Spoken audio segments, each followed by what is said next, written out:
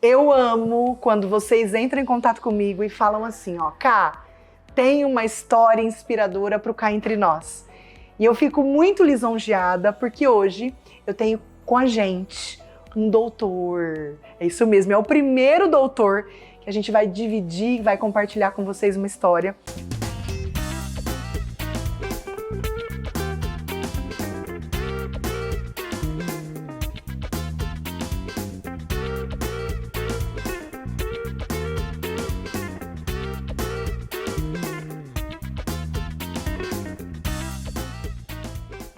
Tô tão feliz de vocês terem me indicado e do Dr. Carlos ter aceito o nosso convite de compartilhar com a gente um pouco da história de vida dele.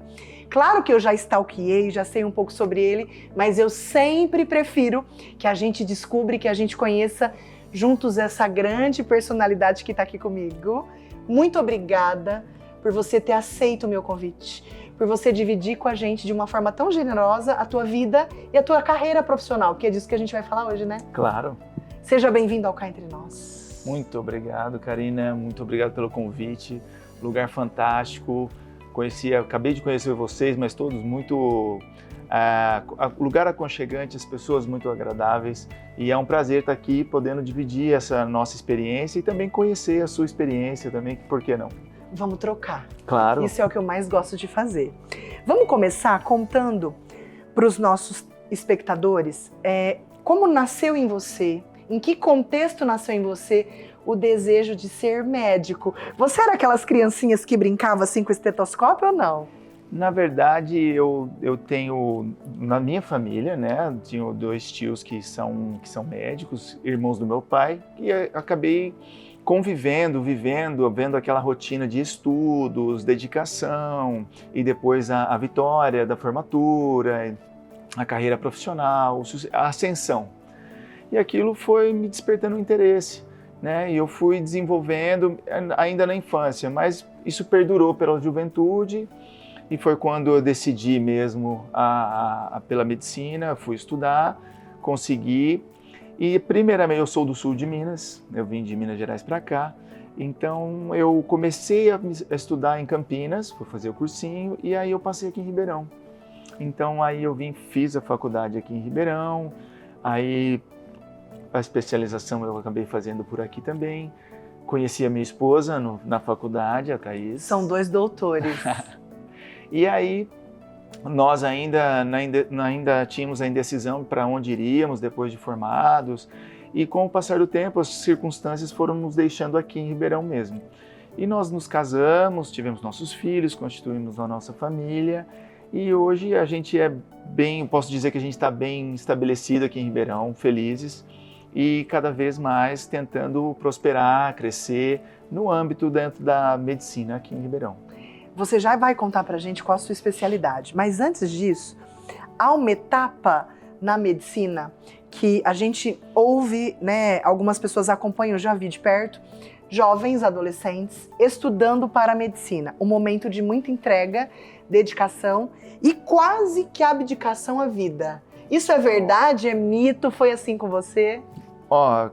É assim, foi bem parecido com isso. E como eu já tinha a experiência dos meus tios, né, ali vendo ali como foi, o meu grande, não posso dizer mentor, mas o meu grande amigo durante essa fase de preparação para o vestibular foi meu avô, que sempre me incentivou e me mostrou qual era o caminho, mesmo sem ter os estudos, mas me mostrou qual era o caminho que eu tinha que trilhar para eu poder conquistar esse sonho. E foi quando ele preparou um lugar na casa dele para mim e disse: aqui é onde você vai estudar. E aqui eu só quero ver você fora desse lugar o dia que você for aprovado. Então aqui nesse lugar você tem água, você tem pouso, você tem livro. Então você se dedique, se aplique, tenha disciplina, tenha perseverança, acredite em você que você vai conseguir. E foi isso que aconteceu. Ali eu fiquei, estudei, abdiquei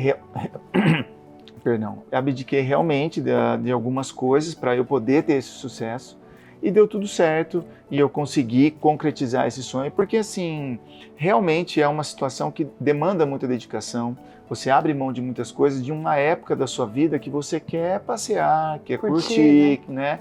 Então foi um momento muito importante, mas que me fez entender a importância de que ainda estava por vir, porque aquilo era só uma etapa. Os desafios ainda iam ser escalonados, né? Tanto na faculdade, depois sair da faculdade, a especialização, o trabalho, se concretizar, se firmar como um bom profissional. E talvez esse seja o maior desafio.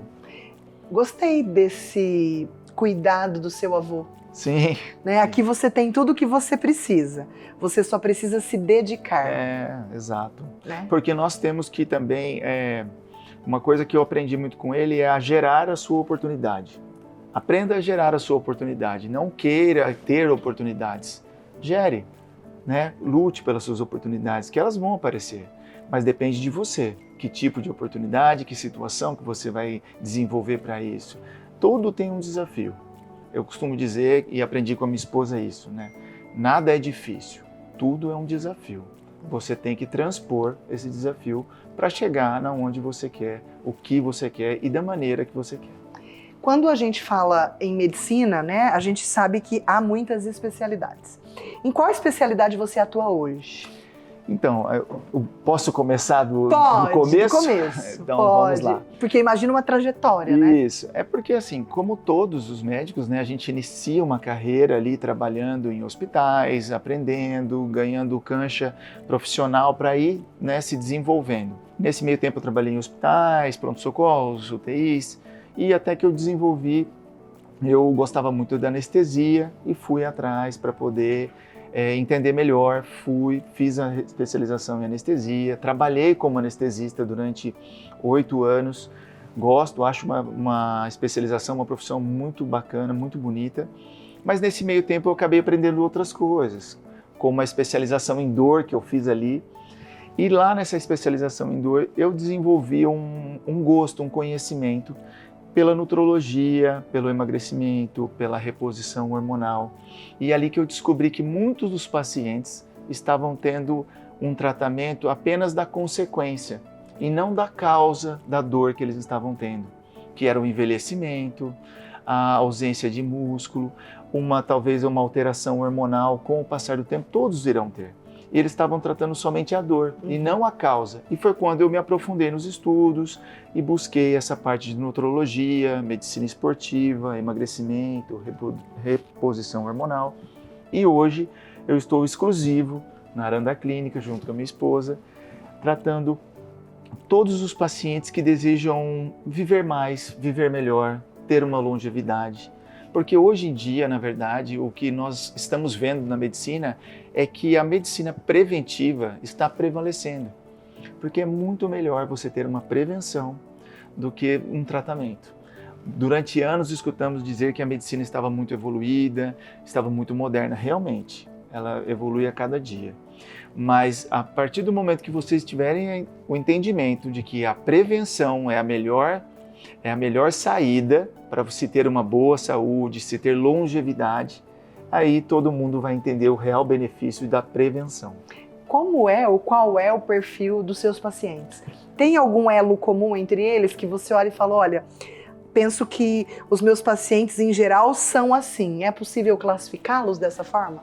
Vamos dizer assim, é sazonal, né? São de épocas, mas de uma maneira geral, o meu público são os 40 mais, né? Porque é um momento em que a pessoa começa a sentir essas alterações hormonais, como um cansaço inespecífico, alteração de memória, uma dificuldade para manter o peso, né? Então, várias coisas vão acontecendo que as pessoas vão identificando isso. E é claro, todos nós temos uma fisiologia. E é sabido já, tanto homem quanto mulher, a partir dos 30 anos, tem um decréscimo na produção hormonal entre 1 a 3%. E isso é progressivo. Então, fatalmente, todos nós deveremos passar por uma reposição, uma adequação, tanto alimentar, hormonal, a próprio exercício físico, que é um pilar fundamental para essa evolução.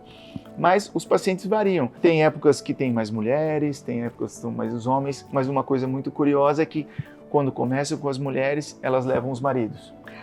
É uma coisa muito interessante, né? Eu comecei brincando que eu queria, né, que o meu esposo tratasse com ele. Ele falou, Karina, gosto dos casais. É claro, porque é uma evolução. A mulher vai primeiro, ela tem uma evolução, tem resultado, tem uma performance, e o marido quer entender o motivo dessa performance, e ele vai. E aí ele também tem os resultados. É claro que tudo isso que eu estou falando é de maneira genérica, mas tudo tem uma avaliação muito bem detalhada, clínica, laboratorial, exames de imagem. Então é uma situação muito bem triada para que a gente possa individualizar o tratamento. É sempre importante dizer isso. Hoje em dia, acho que vocês já ouviram falar, você também, propósito de vida. Né, a importância de identificar, da gente conseguir agir de acordo com o nosso propósito. Você identifica ou considera que de alguma forma a medicina tem a ver com o teu propósito de vida? Muito, tem muito a ver com o meu propósito de vida. Eu acho que talvez tenha mudado um pouco a minha concepção da medicina de 15 anos atrás, quando eu me formei. Mas tem tudo a ver. Porque lá atrás eu desenvolvi o meu conhecimento, meus estudos para cuidar das pessoas, né, em âmbito hospitalar, que seja, né? Mas hoje, com o passar do tempo, com a evolução, eu entendi que a maneira melhor que eu tenho para ajudar as pessoas é em fazer com que elas entendam que a prevenção de doenças, manter uma boa qualidade de vida, uma alimentação saudável, uma rotina de exercícios, isso é fundamental para que você possa viver bem, viver melhor e viver mais. Recentemente eu vi, né, acho que todos vocês também já viram isso, a população está vivendo mais. Sim. Né, isso já é um fato. E como a gente vai usufruir desses anos a mais de vida que a gente está tendo, é que é o grande diferencial. Né?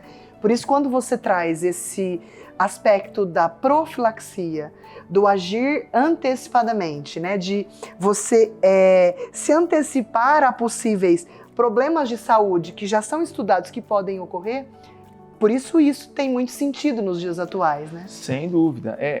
As pessoas, você falou uma situação super interessante. O tempo vai passando, eles vão viver mais, mas e aí? O que eles farão? Uma situação muito curiosa, eu acompanho muito esses pacientes, né? E uma pessoa, uma personalidade, na verdade, que eu admiro bastante, que é o Abílio Diniz, ele, em certo momento de uma entrevista, falando sobre a sua vida esportiva, ele sempre foi um amante do esporte, um entusiasta, e ele dizendo que o esporte preferido era o esqui, na neve. Mas as pessoas dizendo, mas poxa vida, você é uma pessoa que tem condições, é uma pessoa que tem como se proporcionar isso para você. Não é uma situação que todos podem. Uhum. Ele falou, não é bem assim.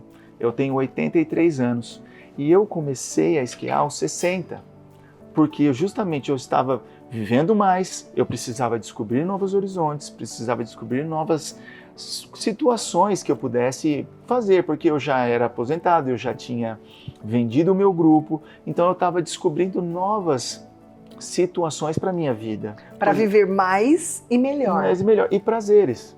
E as pessoas vão descobrindo esses prazeres e vão descobrindo, melhor ainda, que são capazes de ter esses prazeres. Porque as pessoas têm crenças limitantes, de que não pode, de que não consegue, de que não é para mim. Mas não é bem assim. Isso é você que vai descobrir com o passar do tempo. Eu imagino que você tem uma coleção de casos de sucesso, né? Imagino que você tenha um livro na tua cabeça de histórias de pessoas que você de fato conseguiu ajudar com a medicina, né? Eu queria que você contasse para a gente não precisa contar o nome da pessoa, para você não ser injusto com os seus demais pacientes, porque fica imaginando que passar pelo teu atendimento possa trazer para a vida das pessoas transformação. Sem dúvida. Na forma de se alimentar, na forma de pensar, enfim, né? De uma forma geral. E aí eu queria que você contasse um caso de sucesso para nós. Eu acho que o mais emblemático mesmo, o caso que mais marcante é do meu próprio pai, né? Então acho que eu posso dizer. Como eu já falei antes, né? Nós somos lá de Minas e meus pais moravam lá, eles se aposentaram e vieram para cá. No momento da chegada do meu pai aqui, ele chegou com uma bengala, né? Eu já achei estranho aquilo, nunca tinha visto meu pai com uma bengala. E eu fui saber que, eu tô com muitas dores, não tô bem, não tô me sentindo bem. Eu falei, poxa vida, 63, 64 Não anos. é para estar assim. Não é para estar assim. E foi então que comecei a investigar, comecei acima do peso, alimentação inadequada, não havia exercícios na rotina. Então a gente começou lá, claro, fiz toda uma investigação, exames, e fui entendendo a cada momento ali o que eles estavam fazendo errado e fui tentando retirar as coisas erradas, ajustar as coisas certas e entender, fazer ele entender que ele não precisava daquilo e ele precisava sim de uma disciplina, de uma rotina, porque, Karina, é muito importante o seguinte, nós temos muito propósito, nós queremos que os pacientes melhorem, a gente tem muitos artifícios, temos várias situações que nós podemos propor, porém, o paciente precisa entender, precisa querer para ele poder melhorar. E foi isso que aconteceu com meu pai, ele foi entendendo e hoje ele é uma pessoa independente, ele, claro, não está usando mais bengala, está muito mais disposto, outras atitudes, outros propósitos, entendeu? Uma vida ativa, que é isso que as pessoas têm que ter, porque ele é aposentado, não trabalha mais, não tem compromisso, então ele precisa redescobrir as coisas para ir podendo se... Porque é muito importante o ser humano se sentir útil, ele tem que se sentir útil. E é isso que eu consegui fazer com meu pai, que ele se sentisse útil. E é o que eu proponho aos meus pacientes, que eles entendam que eles têm um porquê, eles têm que entender que eles podem muito mais do que eles imaginam. E eles têm importância para diversas pessoas, né? É isso que eu tento passar para os pacientes. Você contou pra gente que você é casado também com uma doutora. Sim. Conta os desafios de ser casado com uma doutora. Como é a casa de dois médicos? Olha, Karina, na verdade, a Thaís, ela me norteia, ela me guia, né? Ela me dirige. Então, assim, as minhas transformações, as minhas mudanças na minha profissão, dentro da minha profissão, são todas por conversas, por observações que ela me faça, então, momentos, né? Porque a gente tem que entender que a nossa vida é um ciclo, são vários ciclos, e a gente sempre tem que estar querendo evoluir. Então, isso fez com que ela sempre pontuasse, como nós temos 2 filhos, eles já estão crescendo, demandam atenção, cuidados, e a vida do médico intra-hospitalar é um pouco mais desgastante, né? Então demanda mais dedicação.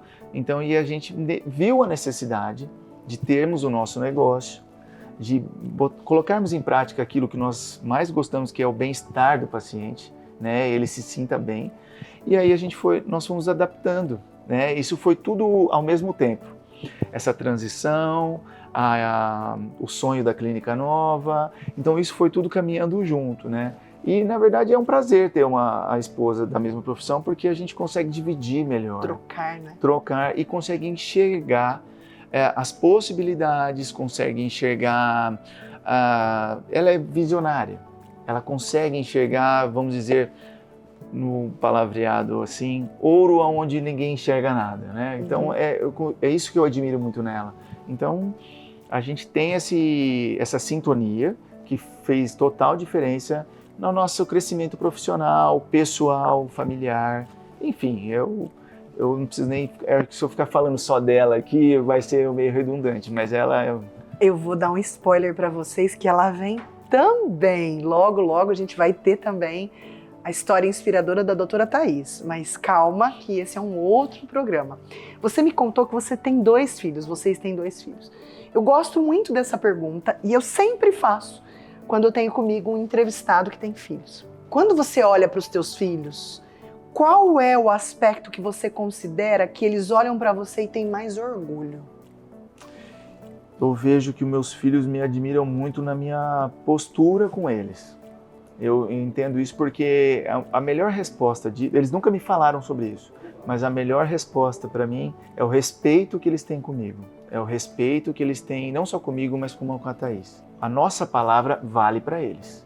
Então esse é o meu maior orgulho e é o que eu quero perpetuar com eles, é que eles tenham esse respeito. E é que o respeito eu já conquistei, mas o que eu quero que eles tenham comigo daqui para frente é a admiração. Eu quero que eles me admirem, que eles falam, nossa, meu pai é isso, ou meu pai é aquilo. Meu pai consegue. Eu acho isso muito importante, porque eles têm que ter essa figura, eles têm que ter essa imagem do pai, eles têm que ter esse orgulho. E, na minha opinião, essa é o nosso foco agora, é que eles tenham admiração por nós. O respeito já está conquistado. Eu creio que sim. E agora é o momento da admiração. Sim. Você me contou que vocês têm a própria clínica, Sim. né? É clínica que fala? Clínica. Perfeito. Queria que você contasse um pouco se há algum desafio em gerir uma clínica. Nós estamos descobrindo isso no dia a dia, na verdade. É porque nós tínhamos um espaço pequeno, né, de 50 metros quadrados, que foi durante a minha transição, né, do hospital para a clínica, que na verdade nós fomos gerando demanda. Essa foi a nossa proposta, gerar demanda para irmos para um lugar maior. Então, aí tivemos essa demanda gerada e começamos a sonhar, prospectar, analisar, estudar. Então, conseguimos encontrar um lugar que unia todas as nossas expectativas, tamanho, prospecções, intenções. Então, nós começamos essa reforma em agosto do ano passado. E durante 4 meses aí, a própria gerência, nós fomos aprendendo ali o dia a dia, porque é um desafio, diferente, né? Porque o que acontece? Qual foi o maior desafio? Reformar, construir uma clínica nova, mas trabalhar ao mesmo tempo. Você tinha que trabalhar, você tinha que gerir a clínica, você tinha que ver os detalhes, mas você tinha que trabalhar. Então isso foi todo um desafio que coroou com... Foi fantástico, né? No final de dezembro, no dia 18 de dezembro, nós conseguimos fazer a mudança por completo. E hoje nós estamos num espaço com 120 metros quadrados, com toda a estrutura, tanto para a parte de dermatologia, quanto para a parte de emagrecimento, reposição hormonal. Tudo pensado exatamente para o conforto do nosso paciente, para que no momento que ele entrar na nossa clínica, ele já saia tratado. Essa é a nossa intenção. Ele chega com uma queixa, se porventura ele tiver outra queixa, não, nós temos também. Nós temos também. Então essa é a nossa intenção. Ouvindo, parece um espaço para cuidar. Exato. E nós pensamos em cada detalhe para que ele se sinta ali na casa dele, né? Na casa dele, bem tratado, com espaço aconchegante, confortável, que não é só para o tratamento, mas para ele passar um tempo ali, entender os nossos propósitos, os nossos tratamentos. E isso é fundamental. A gente preza que o nosso paciente seja bem tratado, seja bem cuidado e saia feliz. Esse é o nosso propósito da Aranda Clínica. Feliz e vivendo mais. Né? Ah, sempre, claro. Você falou de um novo empreendimento, né? Você não nasceu na clínica, você veio do hospital. E eu fico pensando nos nossos espectadores que têm vontade, são médicos, e que têm vontade de ter a própria clínica, ou recém-formados, acabaram de se formar. Você falou uma palavra que eu acho que em todas as profissões ela é inevitável, chama-se prospecção. Sim. Na sua opinião, qual é o melhor e mais eficiente método para que um médico faça uma prospecção ética de paciente? Olha, nesse âmbito que nós criamos, eu acho que a primeira palavra é coragem. A primeira situação, ele precisa ter uma coragem, porque capacidade ele tem. Todos nós temos capacidade. Então, ele precisa ter a coragem, entender muito bem do que ele quer, colocar exatamente, estratificar exatamente o que ele quer, o que ele propõe e quais serão os resultados que ele vai oferecer ao paciente dele. Uma vez ele fazendo isso, ele vai ter que dar o start, ele vai ter que dar o início, ele vai ter que começar. E é aí que mora o grande desafio.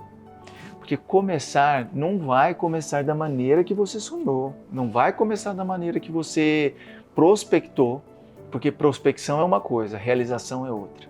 Então você vai prospectar, você tem que contar com a prospecção não acontecer da maneira que você quer. Então é isso. Os resultados não aparecem de imediato, né? Não aparecem de imediato. Então você tem que entender.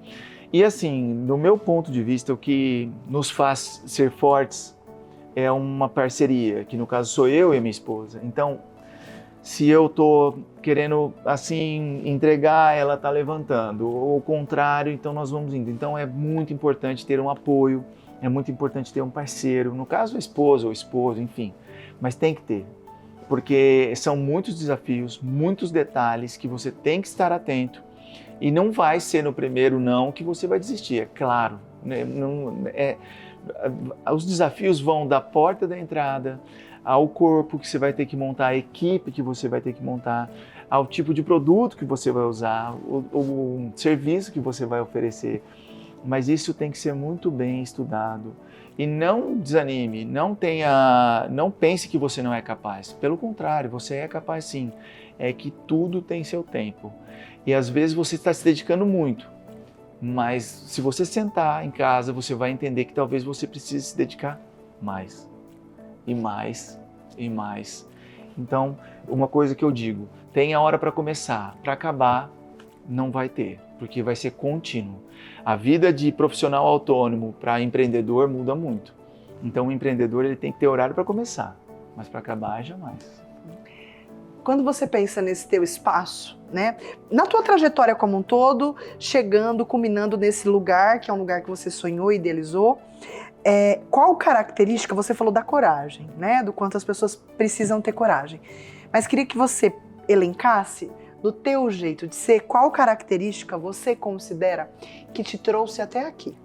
Olha, Karina, eu sempre tive um sonho desde criança de ter uma vida confortável, de ter uma família e de poder aproveitar da minha vida. E com o passar dos anos eu fui entendendo que isso precisa de dinheiro. Você precisa, é óbvio. Não adianta a gente querer falar que não. Dourar a pílula.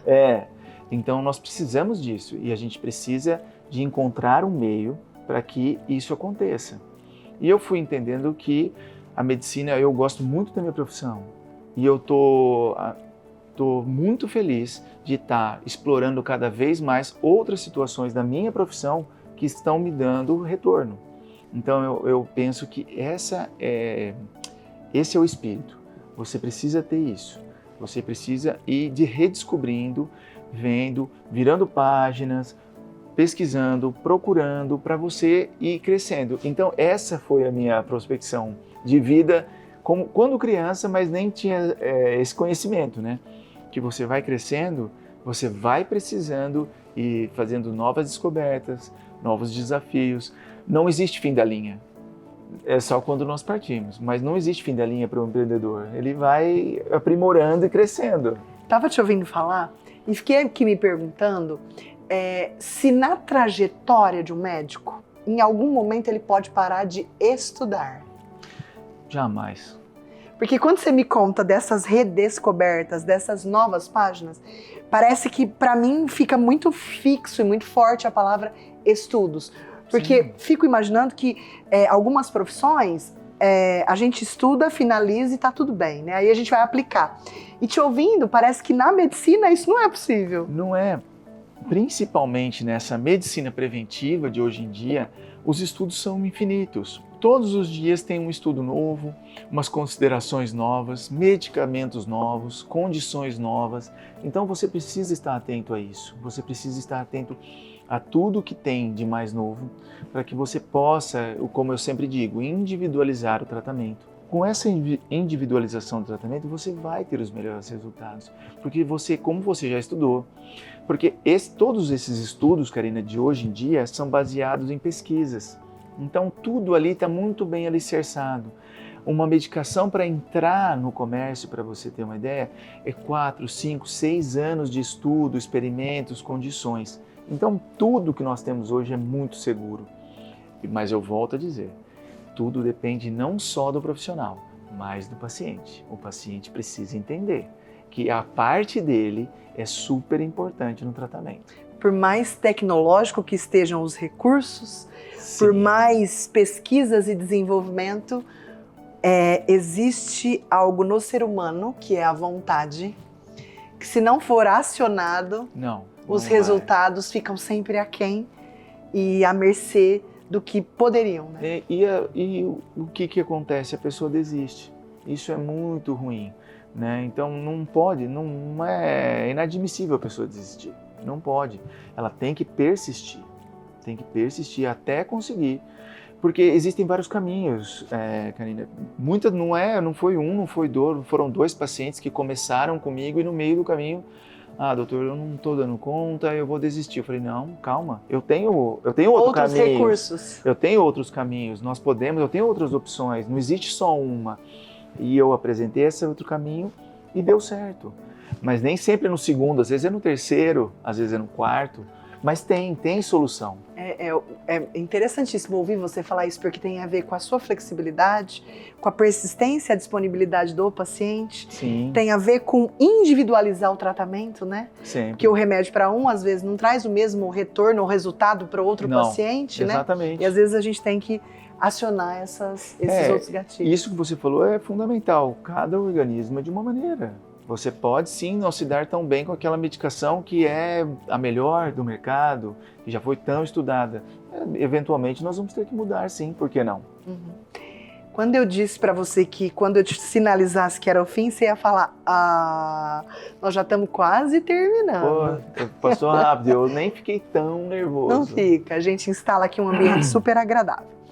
Eu gosto também de fazer essa pergunta, porque quando a gente convida alguém para o Cá Entre Nós, no seu caso você foi convidado, né? Muito legal quando alguém me traz essa história.